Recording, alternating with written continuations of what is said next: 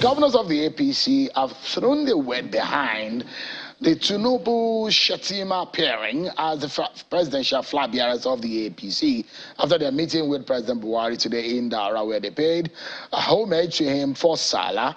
Take a listen to one of the governors who spoke on behalf of his colleagues of the APC. Of course, it's a collective decision. So all those talks about the combination, you're not bothered? I didn't hear of any talk. How confident are you? We are there. 22 governors will deliver 22 states because they have done very, very well. All right.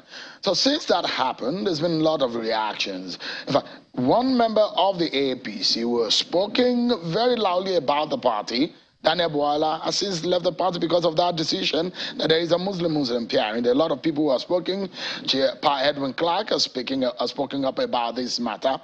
And in fact, we've heard Senate President Ahmed Lawan, who has also spoken on behalf of himself, the APC Northeast Caucus. And this is what he said about the Shettima-Tinubu pairing. Quote, Asiwaju Tinubu and our party have made an excellent choice in Senator Shettima. Well, the Borno politics is also just another intrigues are happening. Now, there's being rumors about Senator Ali Modu Sharif, the former governor who preceded, who was succeeded by Kashim Shettima, Senator Ali Modu Sharif, who was being said to have left the APC because of the choice of Bola Tinubu of Shettima, but he's come out to deny it and say no. In fact, Shettima, he was one of the first persons Kashim Shettima spoke to on this particular ticket, and he has denied leaving the APC.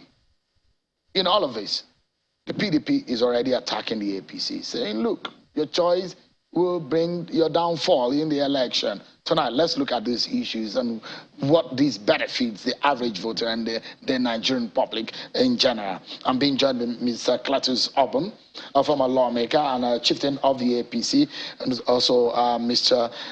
Anthony Hehilaba, a lawyer and a member of the PDP. Thank you so much, gentlemen, for coming on. Thank you for having us. Thanks for having us. A lot of intrigues, a lot of reactions have trailed the decision of your party, especially the presidential candidate on the choice of Mr. Kashim Shettima, Senator Shettima, as the running mate. Do you think this is more of a disadvantage for your party, the Muslim together idea? Because that is exactly what everybody's talking about.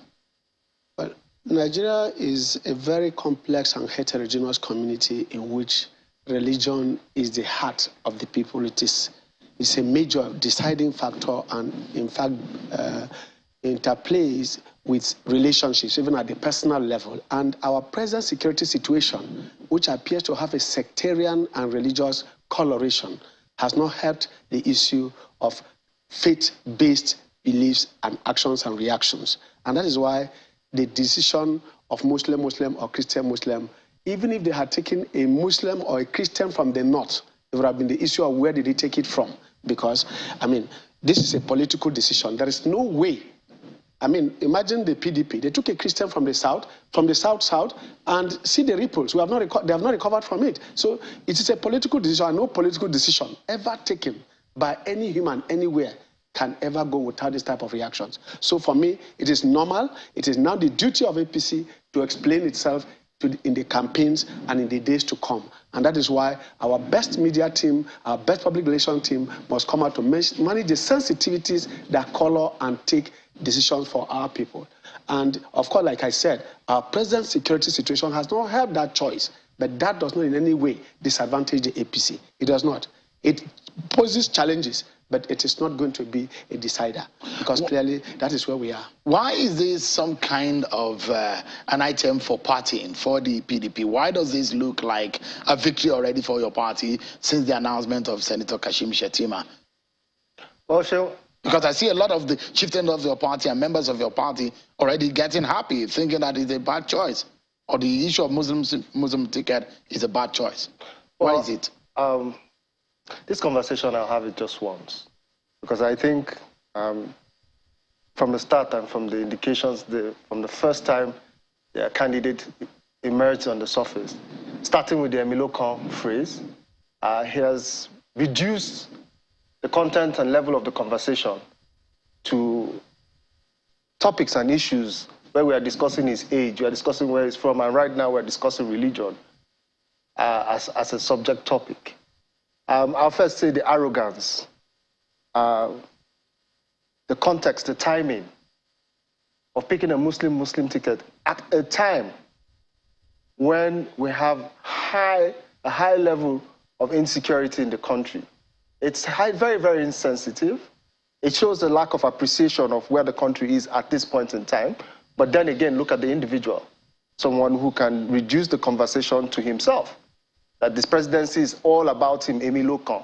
That is, it is my presidency. So it doesn't matter to him what Nigerians feel, what anybody feels about it. I'm not one to delve deeply into religion or ethnicity, because I feel those are issues that have kept the Nigerian population on the wrong frequency of conversations. I think we should take our conversations beyond that. But when you see individuals of this character delving or situating their politics around a religious direction, then you start to wonder, what do we expect from this individual? And that's why you will see Danabwala saying to himself, if this man can make this sort of decision, of course, from day one, with the way Kasim Shettima was carrying the campaign, you could tell that that was perhaps the choice of the APC presidential candidate. But I know that he needed to build some sort of wages, like he said, get the best media team in front of the issue, knowing that it is an issue.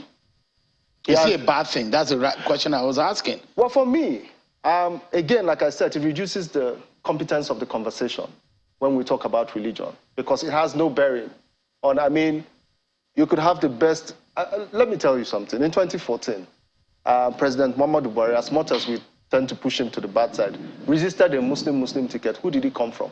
This same individual. So from 2014, he has already admired the idea of driving his politics on a religious basis. But that, again, reduces the competence of the conversation. For us as Nigerians right now, we're talking about security, we're talking about healthcare. And from day one, he has reduced that conversation to his age, where he's from, questionable seizures in the US. That's what we have been discussing. We've not discussed the policies. We've not discussed his economic regeneration plan for Nigeria.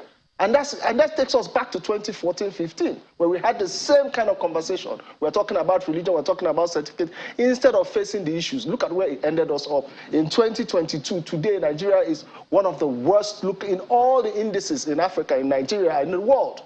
We're not anywhere. I'm surprised at the interview you were having with Garba Shehu saying that, and he having the effrontery to say to Nigerians that Nigeria is safe. When the convoy, I remember, and reading the presser after that convoy attack, it was the men of the media that he leads that were attacked. And he seems to think that he can tell Nigerians that, oh yes, all is well and fine. Again, we go back to the level and competence of the conversation. Look at what we are talking about. Look at what we are going to spend this evening talking about. Instead of looking at the policies, looking at the character of, okay, so let's even say that he decided, as he said, on competence. Are you trying to tell me Yakubu Dogara is not competent? Are you trying to tell me Boss Mustafa is not competent? There are several competent people in the APC, in the north, that are from the north, that are Christians. Why didn't he pick them? But can they win election for them? Look, because if that is one of the consideration.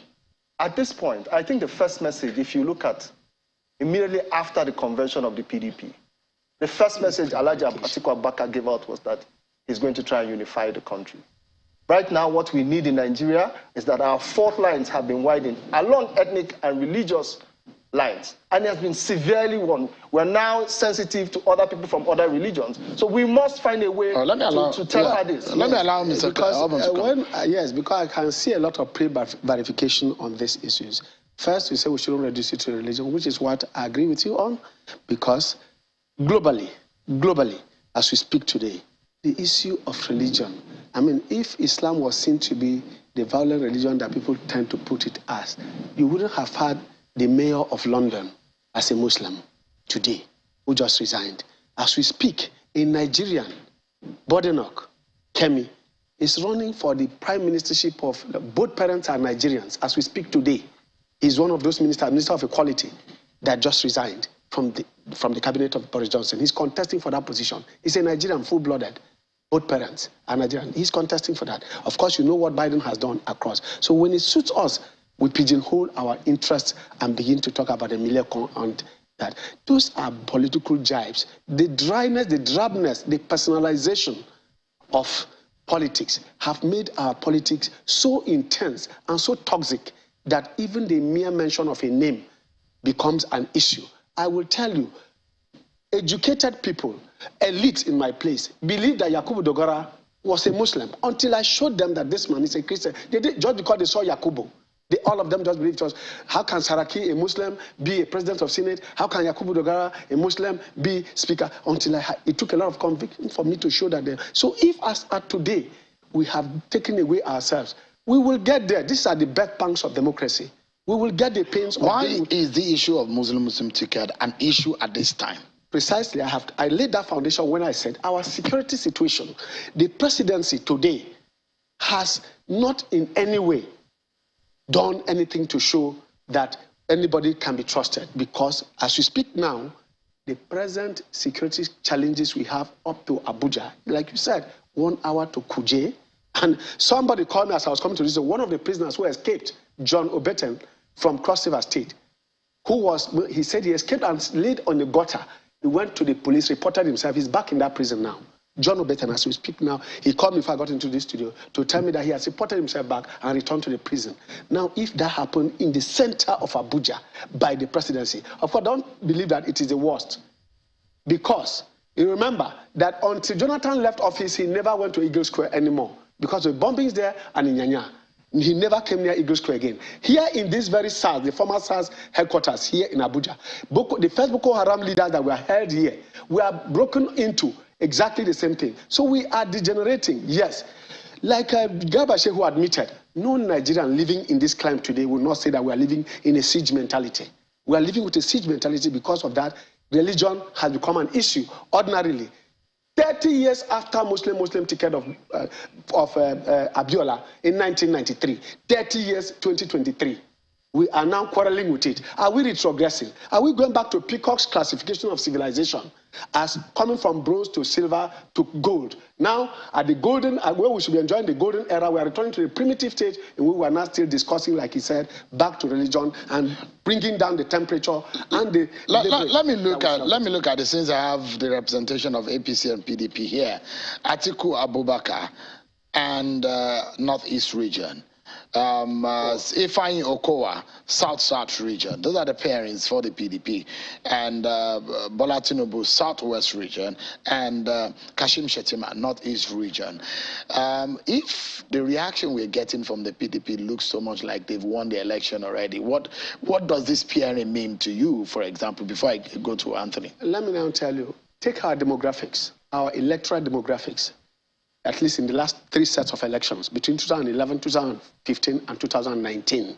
And you will see where the figures play a role, and which is what... We are not dealing with a chemical laboratory, where you have organic molecules moving in one direction. We are dealing with humans who are, in fact, susceptible to change and social impact, whose external forces acting upon them, act in a particular way. As we speak now, can you tell me that any political actor would deliberately commit political harakiri or suicide by going to pick a candidate for the sake of appealing to the emotions and sentiments? So is the pairing of the APC a winning ticket? That is precisely where we are, because we are dealing with politics and winning before you can talk about the policies you are dealing with. If you are talking about fixing water.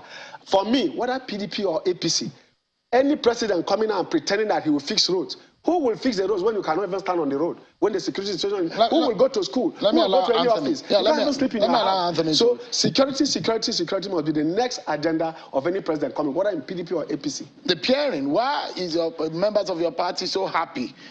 No, but because when you even talk about competence, he's talking about security. You have forgotten that this same Shettima was the one in charge of security for Borno State when the Chibok girls, when they were told not to go to school. A letter was written by then Supervising Minister for Education, Nyesom Wike, asking the governor not to send students to school. But he did, and sent them to school, and they were kidnapped. And this same governor, we know all the comments he has made, former governor, we know all the comments he has made, that he's talking about incompetence, about fighting insecurity. No. They've made an error. They knew it was a big problem for them. They knew. Where is Borno today on the security map of Nigeria? Where is Borno today?